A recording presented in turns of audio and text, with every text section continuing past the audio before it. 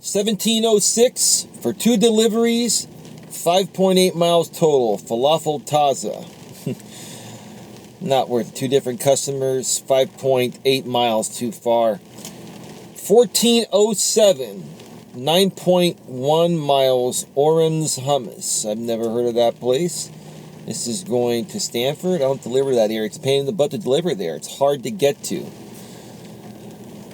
$9.25 for a 1-item PetSmart Shop and Pay, 5.1 miles. Just not worth it to me. And the area it's going to is a shady area, so it's just not worth it. Not worth it.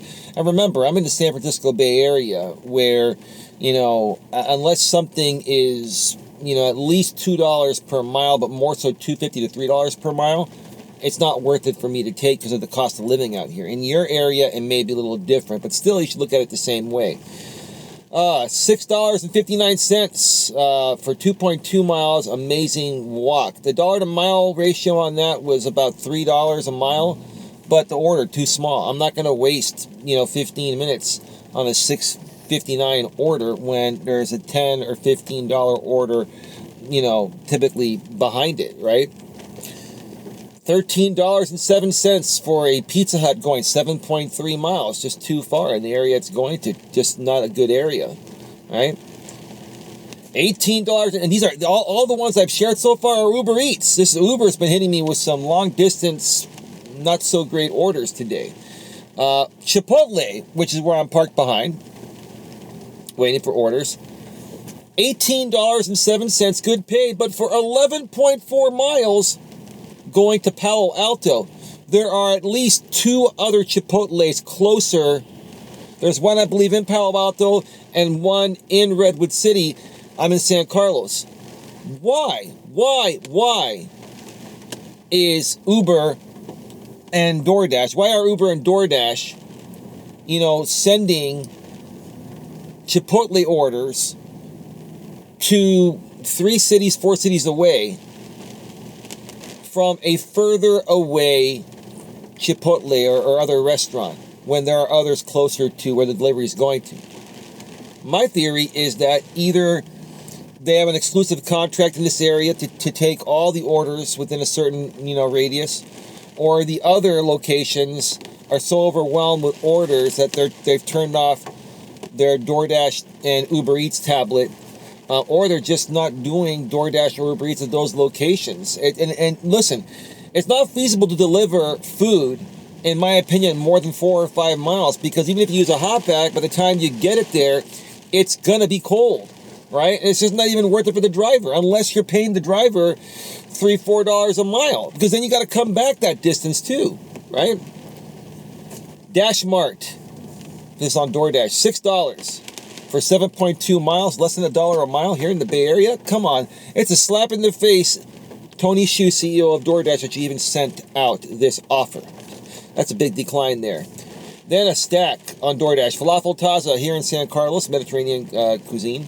And Chipotle, $7.50 for 2 orders. Those are 2 non-tippers. It was going 2.2 miles. And yeah, it was more than $3 a mile, but I'm not going to deliver even locally to 2 non-tippers. No tip, no trip. I'm not going to take a $7.50 order. You have to go to 2 different restaurants, even though they're here in the same, plaza I'm at. Then to 2 different customers, and even though it's only 2.2 miles total, it's a lot of work, which really I could do it. I'm not lazy to do it. It's a matter of principle. No tip, no trip. That's $3.75 for each customer there. That's a no. Those are 2 non-tippers stacked? No, hell no. Big fat decline. Dash Mart and the sandwich spot. I turned this one down. It was 4.1 miles for $17. But this is going way into the depths of the Redwood City Hills in a very unsafe area to deliver to, especially during the rain. This is going way into the hills. There's a lake in that area, and the roads are narrow, and when it rains, it's very slippery. It's hard to turn around. People drive very fast. It gets very flooded. Even though this was a good offer, it's going to the 2 orders going to the same customer. one at the Dash Mart, which is right where I'm at here, and then there was one I'd have to pick up on the way to the customer from the sandwich spot. Going 4.1 miles, $17.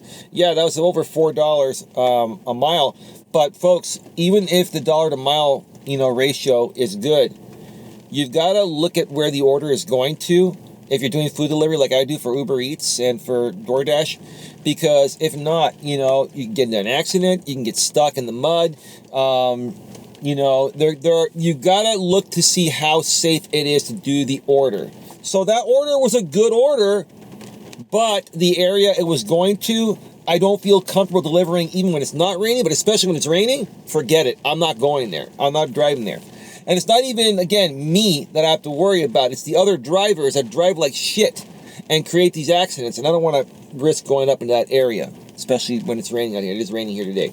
By the way, I'm recording this video on Tuesday, March 21st, 2023. I'll be releasing it Wednesday, March 22nd, 2023.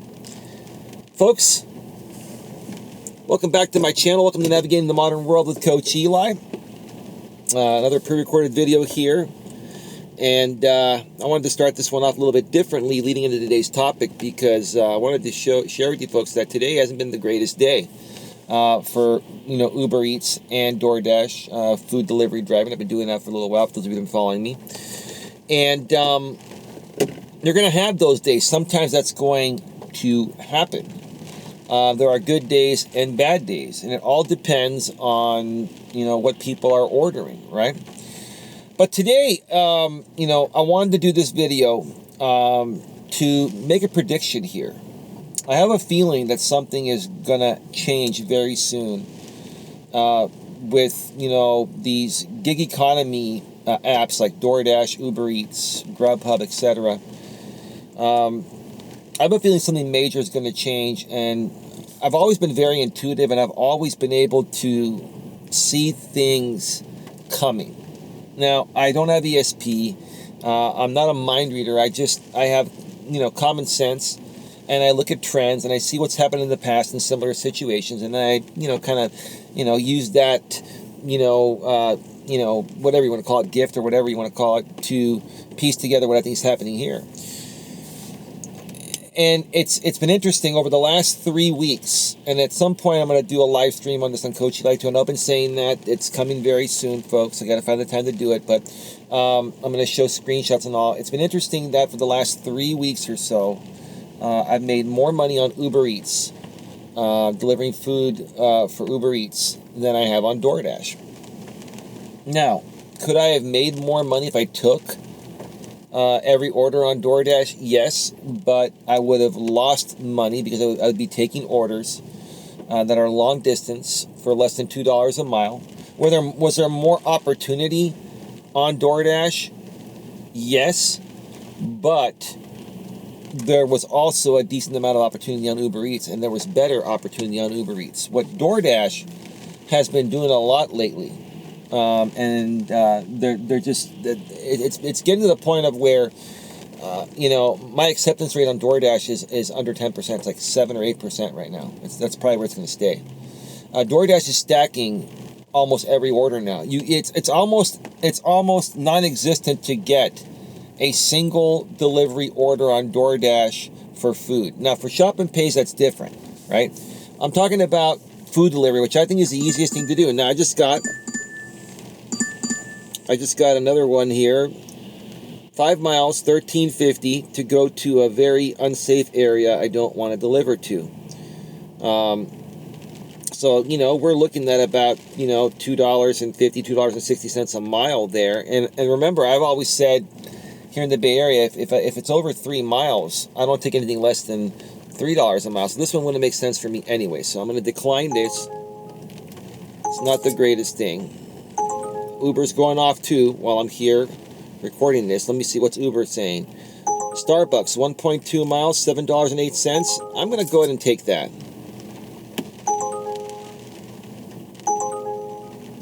I'll go ahead and take that. So I'm going to go ahead and take that Starbucks, which is only going like 1.2 miles for $7. That's worth it to me. It's probably only a $2 tip. And I'm going to share more about what I feel is happening, what I feel is going to happen with all these delivery apps. I feel some big changes are coming, and I feel that some of them are going to go out of business, or something else is going to happen. So I'm going to cut this right here and splice it up. I'll be back in just a second, to continue here, but you'll see me edit this. You know how it goes. Yada. Okay, be right back. All right, we are back. I just completed 2 Uber Eats orders. Let me say this before I get back into the topic here. This is how volatile this gig economy, food delivery / grocery delivery, shop and pay delivery, or whatever we're delivering packages now as well. This is how volatile this business is. Like 1 second, you have nothing, and then next thing you know, boom, one good order comes in, then boom, a second one comes in, like that, right? You could be sitting around for a couple of hours and have nothing and be frustrated, right? And then all of a sudden, like, this is what happened to me today. Okay, what happened was I was getting nothing but crap orders, like I was mentioning at the beginning of this video, right? And I texted my girlfriend at home, and I was saying, look, babe, I'm going to be coming home by 1:30, take an early break if I don't get a good order. Then at 1:25, Murphy's Law, like, I believe in Murphy's Law, right? And it's raining right now. You can hear that, by the way. Boom, I get this Starbucks, because I'm at the same plaza where the Chipotle, the Starbucks, the Jamba Juice, and all these other places are at, right? I'm parked, like, literally right behind them, right? I get this Starbucks, 1.2 miles, which ended up being actually about half a mile or so, because Uber thinks I'm like half a mile away from the plaza. So they add that on, which is more mileage, right? But anyway, it said like 1 point something miles for $7.08 to deliver 1 cup or 1 coffee. That's a decent tip there. That's like a $4 tip on that order. And it's going right down the way to a nice office I've been to before. As I was waiting for his order at the Starbucks to be ready, because I'm right there. I got there like right when I got the order, so it wasn't quite ready, and that's fine, no problem, right? Uber sends me, this is an Uber Eats order. Uber sends me a stack, which is rare for them to do so. But they sent me a stack order to the same Starbucks I was at for an additional 2 miles. This $9 order, right, from the same Starbucks. I'm like, hell yeah, this is exactly, and I had a feeling it was another lady I delivered to in the past, right? And it actually ended up being the same lady I delivered to in the past. It's really interesting when you work the same areas and you work and learn your market. You know what people are ordering, where they're ordering from, when they're ordering, and where their house is, and you know if it's a safe area to deliver or not. So this is how volatile this business is, folks. 1 minute you could be frustrated having nothing, and then boom, it just hits like that, right? Like the other night, I was just getting a ton of fantastic orders all of a sudden in a row, where earlier on in that day I was getting nothing, right? But here's what I've been noticing a lot lately. I'm gonna make a prediction here. This is a realistic prediction that I feel will probably end up happening. I have a feeling that Uber Eats is going to overtake the entire gig economy, food delivery, shop and pay, and package delivery, and whatever type of delivery that, is in gig work nowadays. I have a feeling Uber/Uber Eats is going to overtake everything, and I have a feeling that DoorDash, Grubhub, and any of the others are going to go out of business. And I'm going to tell you why. Uber's app is phenomenal, okay? DoorDash's app is okay too, but Uber's app is phenomenal. It's more stable than DoorDash's. But here's what I like about Uber compared to DoorDash. They don't play these games. They don't say accept more, earn more. They don't force you to keep a 50% or 70% acceptance rate to get priority access to higher paying orders, right? They don't have this top dasher program or anything like that. They truly treat you as an independent contractor, and they allow you to come and go as you wish. They also don't force you to schedule like DoorDash does. So when it's slow and you can't dash now, unless you're scheduled in advance, if and when there are openings, you're not going to get them to DoorDash. With Uber, you just fire up the app, you hit go, boom. Every now and then it asks you to verify with a selfie, which is also coming to DoorDash as well. I've talked about it before, so I won't talk about it here again. And that's it. Then you're online and you're ready to go. And what Uber does that DoorDash doesn't do is they give you a lot more individual higher paying orders. Now there's a lot of trash too on Uber, don't get me wrong, there's trash everywhere. But I have noticed, at least in the last 3 weeks, that I've been getting more single individual food orders paying around the same as 2 stacked orders on DoorDash from the same retailer, right?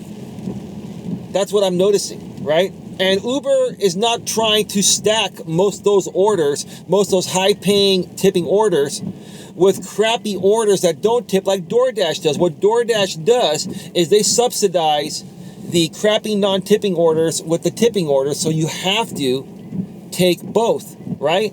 Now, some people say, well, just unassign the one that's the no tip.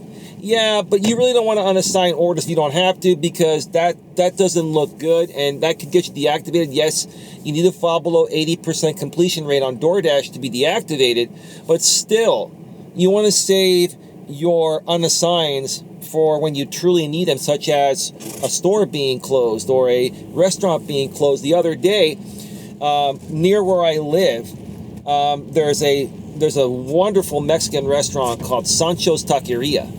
It's a local place, the best Mexican food ever, man. This guy's literally like half a mile from where I live, near my house. And I a lot of times when I fire up the DoorDash app, when I leave my place, Sancho will hit me up, I'm talking ghetto, sorry. Sancho will hit me up with an order, right? And I'll just go take it if it's a local one. Now, sometimes Sancho tries to send me to areas out of my area, like East Palo Alto, which is like 7 miles away, or 12 miles away to Palo Alto, and I declined those. But when he gives me a local one, I would take it. So the other day, I went to go take a Sancho's Taqueria, and it was last week, actually, after, we had some storms, and our power went out at our place, right? And then our power came back, so I figured Sancho's power was back, but Sancho's power wasn't back. When I got to Sancho's Taqueria, his restaurant was closed because there was no power, and I accepted an order, and because I guess he wasn't there to turn off the tablet or to notify DoorDash that, he can't take orders because he has no power to cook the food, right, and to run the business, I had to unassign that order. And I did call DoorDash, I did chat with them and call them and tell them it shouldn't affect my completion rate because I can't control the store being closed. It did affect my completion rate. They docked me, 1%, for, my completion rate, due to something that was out of my control. So you want to save your unassigns for situations like that. I won't accept any stacked orders on DoorDash, even if I know one of them. Let's say there's a $20 stacked order, it's a Chipotle, and then it's a Dash Mart, right? Dash Mart's the DoorDash, little mini supermarket where they pre-pack items for you, and then Dashers go and pick it up. It's like a little convenience market, right? And so the Dash Mart's $5 and the Chipotle's $15. You know when they stack it like that, that typically the Chipotle's going to have the big tip on it, and the Dash Mart's going to have the no tip with the $5 payout, right? Okay? And so I will decline those. I used to take those. I don't even take those anymore because it's not feasible for me to take a stacked order to get the good order because of what Uber Eats has been doing. Uber Eats has been sending a lot of individual high-paying orders. Now, again, there are a bunch of crap orders on Uber, but the majority of them are actually good single orders, non-stacked orders. And let me tell you this, folks. My advice to you, if you're going to do the food delivery thing or a delivery driving thing for DoorDash, Uber Eats, or whatever, my advice is do not take stacked orders unless they make perfect sense, unless they're coming from the same shopping plaza or the same location, and they're going either to the same customer, or if there are two different customers, both those customers are within a mile of each other. Because the bottom line is that you want to deliver their food, fresh and hot. And if you take two stacked orders that are quite a distance apart, right? Even if you use hot bags, those food orders, they're going to start to get cold. Okay? So you got to think about how you would want your food to be delivered to you and delivered the same way to your customers. That's my advice there. Now, a lot of drivers will say, "Oh, I multi-app with Uber Eats and DoorDash, and I stack Uber Eats and DoorDash orders. I take all the stacked orders from them and blah, blah, blah." Don't, when you folks do that, yes, you can make more money, but it's going to take you longer to get your food to your customer or your items to your customers. And you're going to risk getting contract violations. They're going to have cold food. You're going to just have complaints. It's not worth it. Take one big order at a time. That's what I do, right? And I'm actually more profitable that way because I'm also, not driving long distance to deliver these orders. I limit myself. Literally 5 miles is the max I will go, unless something 6 or 7 miles is going to pay me $30 or $40, and then I'll take that. But that doesn't typically happen. But typically 5 miles is the longest I will go, and I like to typically keep it under 4.5 to 4 miles, right? Because remember, when you're coming back, you're more than likely not going to get a return order on the way back to your hotspot, and then you're burning gas for nothing, right? So I honestly feel that Uber Eats is going to be purchasing DoorDash. This is my guess here. I'm just guessing. Here's why. Because the way that DoorDash is treating their drivers, it clearly shows that all DoorDash cares is about getting these orders out any way possible. Even the non-tipping ones, that's why they have all these programs. They're trying to build as much revenue and they're trying to build as much market share to make the valuation of DoorDash higher before they put it up for sale. And who is the only company I feel that could buy them out and run the business? That's going to be Uber Eats. That's going to be Uber Technologies, which owns Uber Eats and everything else they do. Uber was the very first app over 10 years ago that started rideshare, even before Lyft came out. So Uber has money. They're very experienced. They're the only company I feel that could come in and basically, make DoorDash better. I don't think DoorDash's executives really care about making the company better. I think they care about making as much money as possible, and then the owners / CEOs, whatever, take their money and go do something else or just retire, right? So I think what's going to happen, I'm predicting this in March of 2023. And when do I think this will probably happen? I'd say over the next 2 years. Over the next year to two, you're going to see, I could be wrong, but this is what my gut's saying. You're going to see Uber purchase DoorDash. Because honestly, the way that Uber, I'm much happier with Uber. Uber's been paying me more money. I forgot to mention this. Before I got cut off, when I got the last order, and I had to splice this video up, the last 3 weeks I've made 2 to 3 times more money on Uber Eats here in the San Francisco Bay Area where I'm at, in the same hotspot, than I have with DoorDash. And the orders have been much better. Yes, there's been trash, like I mentioned earlier on in the video, but for the most part, I am getting way better single food order offers, right? And for me, I don't like to do shop and pays. I hate shop and pays. I will only do a shop and pay if it makes absolute sense, if it's a few items and it's very local. But I freaking hate shop and pays. They waste a lot of time. And, if you do shop and pays with multiple items and they aren't available, you got to, ask the customer if they want substitutions, and you got to wait for their response. And a lot of times the customers don't respond. Food delivery is the simplest thing. And it's another thing with Uber. On Uber, what do we have here? KFC and Dash Mart. KFC and Dash Mart, 9.2 miles for $20. It looks like it's going to one place, but why is it 9.2 miles? Where are we going? Oh, we're going to Foster City. We're going way up. Yeah. Oh, wait a minute. I got another one. I got Uber. I got IHOP, 12.2 miles, $18.05. I can't do that. I cannot deliver an IHOP order 12.2 miles to Stanford University from San Carlos, where I'm at, for $12.2. 12.2 miles. No, it's going to be cold by the time it gets there, and it's not going to make me money. See, and I am not going to do... See, the KFC has the tip, the Dash Mart doesn't. Well, actually, you know what? It's going to the same person. It's going to the same person. So, no, I'm not going to do it. 9.2 miles, a little too far. It's way too far for me. It's going to be a pain in the ass to go to KFC and then the Dash Mart right here. I'm going to decline that.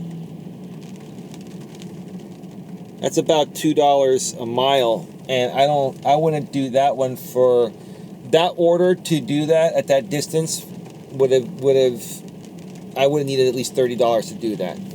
In other areas where the cost of living is cheaper, okay, $2, you folks would have taken that. Most other areas, most other markets would have taken that order. But for me, it's not feasible because, it's too far. I gotta go 9 miles and I gotta come back 9 miles, right? Okay? And you gotta set your limits, folks. Set your limits. My limit is 5 miles max, preferably under 4 miles. Preferably under 3 miles if possible, right? All right. So, yeah, that's my prediction. I've made a lot more money on Uber Eats than I have with DoorDash. I predict that DoorDash is going to be purchased by Uber Technologies. Oh, yeah, and I was also going to say before I got rudely interrupted, pleasantly, rudely, however you want to say it, by both Uber and DoorDash going up at the same time, that on Uber, you can actually select what type of orders you want to take and don't want to take. I can go in there. If I want to do rideshare, I can do rideshare, which I don't want to do rideshare. I never want to do rideshare. Too many crazy things happen, right? And I don't want to drive my car into the ground, okay? So I turn off rideshare, and I only do delivery through Uber. I do Uber Eats. And through Uber Eats, I can further go into the app, and I can say, I don't want to do shop and pay, and I don't want to do, I think, package delivery or something like that. So all I'm getting right now, actually, I think package delivery is the same thing as food. I can turn off shop and pays, and I can turn off something else that I can't remember right now. The only thing I have enabled on Uber, the Uber app, is delivery. So the only thing Uber sends me now is food deliveries and some package deliveries. Now, if they further, go into the app at some point and allow you to turn off package delivery, I'm going to turn that off because right now I don't want to do that. All I want to do is food delivery. That's all I want to do is food delivery because it's simple. You pick up the food. If you're at the hotspot, you take it to the location and boom, that's it. And then you just come back, lather, rinse, repeat, and there aren't any issues. When you're doing package delivery, when you're doing shop and pays, when you're doing anything else, and the more complicated it gets, the more chance you have of screwing up, or the customer screwing something up and blaming you for it, or the merchant or retailer screwing up and blaming you for it. Food is the easiest thing, in my opinion. You let me know what you think. But yeah, I think Uber is going to take over. Let me know what you think in the description, okay? Before I go here, there have been a lot of... getting a text. Okay. There have been a lot of creators putting out content on YouTube from the gig economy lately, and I'm going to respond to a lot of them. I'm going to reach out to a lot of them. A lot of them have been saying, I've been doing all these ride-along type of videos, and they take a lot of time and effort to make. Yeah, I know how long it takes to edit stuff. I'm a good editor. I just don't have the time to do it, so I've been doing these raw and unedited type of videos from my car lately. Now, I do put this through Adobe Premiere Pro, and I do add the lower third on the bottom, and I do a little minimal editing, but the amount of editing it takes to do a ride-along video, when you work like an 8-hour shift, and you got to come home that night and spend another 4 or 5 hours going through footage and editing that and doing transitions and adding music and all that. I mean, seriously, that's another full-time job. And a lot of creators have been coming out lately and just been seeing how draining that is. And it's almost not even worth it, right? Because, yeah, YouTube is a full-time job, too, if you're doing it at that level, right? So I'm going to share my responses to those channels soon. But what I will say is I'm really proud of most of those channels that have seen, doing certain types of videos and stuff. It does take a lot more time and energy, and shifting your focus to something that is going to be more productive for you and work for you is a great thing. Don't push yourself and force yourself to do something just because you think that's what other people want to see. Just be you, do you, right? And don't overextend yourself. When you work these gig economy apps, okay, and then you also create YouTube content, in essence you are working 2 jobs. It is. That's why I haven't been able to put a lot of content lately. I've been doing this to bring a little extra money for the time being until my lady's able to go back to work. She's not able to work for the time being due to some medical conditions that are treatable, and we're getting the treatment for it. Okay? So I'm not pushing myself doing live streams every day like I used to. I'm not pushing myself doing videos every day like I used to. I used to do 1 or 2 videos a day. I do maybe 2 or 3 videos a week now, if that, when I can. Don't push yourself. Do what you can, right? And I'll share more of my thoughts on this later on down the road. Lots of interesting things. Lots of interesting things have been happening lately. There's so much I want to say, and I know I'm all over the place this video, and I want to do more content. I'm just trying to find the right time and energy to do it. A lot of people have been asking me, like a good friend of mine, Woosh that follows me. I know you'll probably see this. I will get those live streams coming as soon as possible, man. Got bills coming, and I'm just, trying to do what I can.